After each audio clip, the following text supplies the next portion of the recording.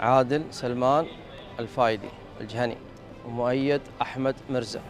وقت طويل، لكن كاجتهاد وحماس تقريبا من 8-9 سنوات.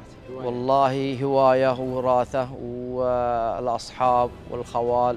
من بداية الموسم حنا نروح نطلع ونجي، والحمد لله الطير جانا تقريبا على الساعة 6:30.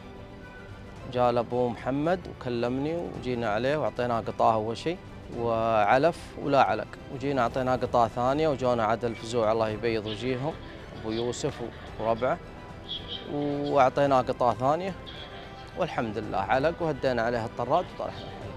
استغرق الوقت هذا كله ما بين 2 إلى 2.5 ساعة.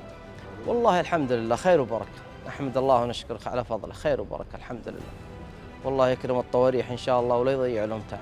والله كلها سوا، مجتمع الثنتين للأمان، يعني الواحد يدور فضل الله سبحانه وتعالى وهواية في نفس الوقت، يعني في هواية في نفس الوقت الحمد لله. هذا ثاني طير، طرحنا طير واعتقناه لوجه الله، قرناسة متروثة بكر الأسبوع الماضي، واعتقناها لوجه الله، قلنا نبغى حفاظاً على التكاثر وحفاظاً على الإنتاجية، وربي الحمد لله أكرمنا السنة هذه بعدها بأسبوع بالفرخ التام والحمد لله.